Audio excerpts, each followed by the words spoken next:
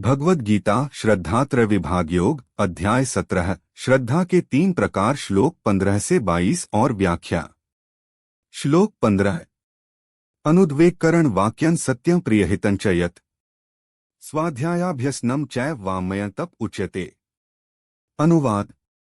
जो वाणी किसी को उद्वेग कष्ट नहीं देती, जो सत्य प्रिय और हितकारी होती है और जो स्वाध्याय शास्त्रों का अध्ययन का अभ्यास होती है, उसे वाणी का तप कहा जाता है।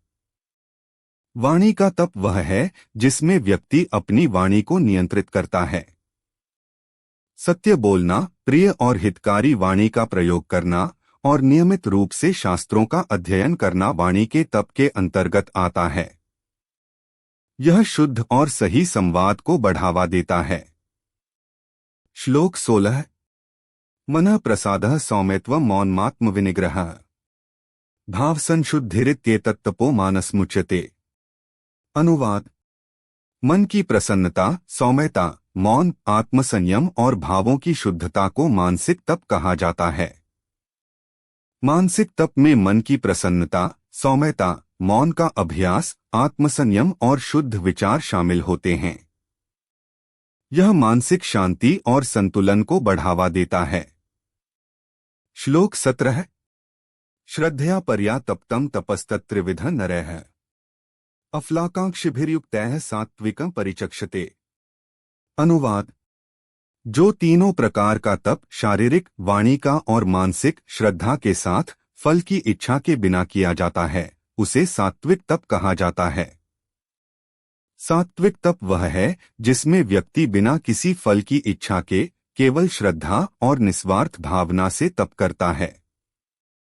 यह तप शुद्धता और आध्यात्मिक उन्नति को बढ़ावा देता है।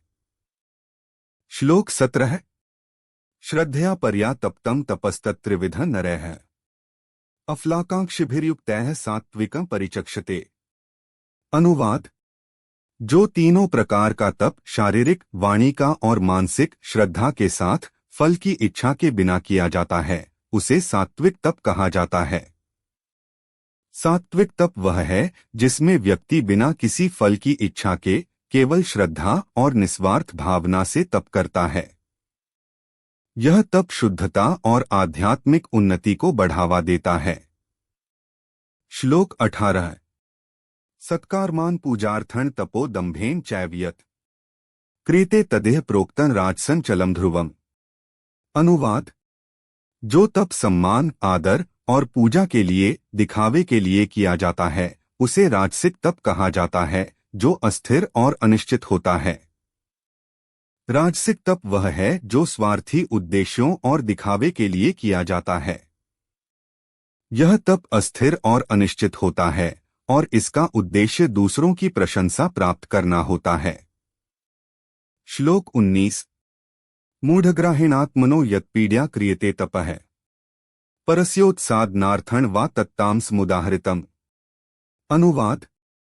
जो तप मूढ़ता से, आत्मपीड़ा के साथ या दूसरों को कष्ट देने के लिए किया जाता है, उसे तामसिक तप कहा जाता है। तामसिक तप वह है जो अज्ञानता, हठधर्मिता और दूसरों को कष्ट पहुंचाने के उद्देश्य से किया जाता है। यह तप आत्मनाशक और असंयमी होता है।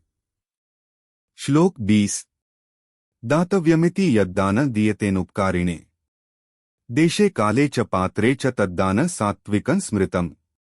अनुवाद।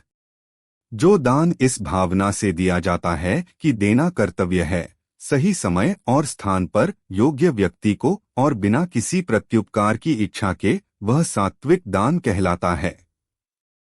सात्विक दान वह है जो कर्तव्य भावना से, सही समय और स्थान पर, योग्य व्यक्ति को और निस्वार्थ भाव से दिया जाता है।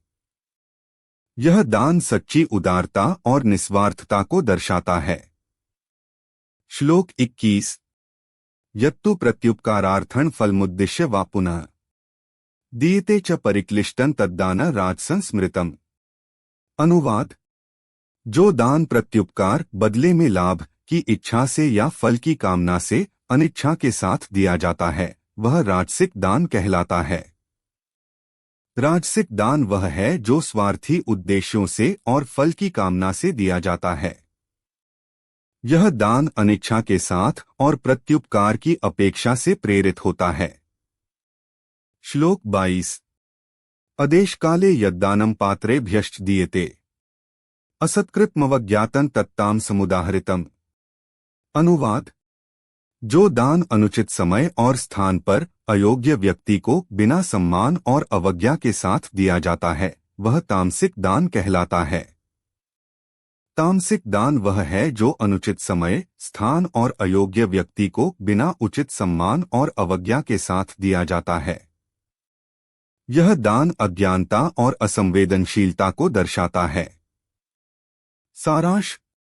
यहाँ श्लोक 15 से 22 में श्री कृष्ण श्रद्धा के 3 प्रकारों के अनुसार तप और दान की भिन्नताओं को स्पष्ट करते हैं। सात्विक तप और दान निस्वार्थ भावना से, सही तरीके से और शुद्धता के साथ किया जाता है।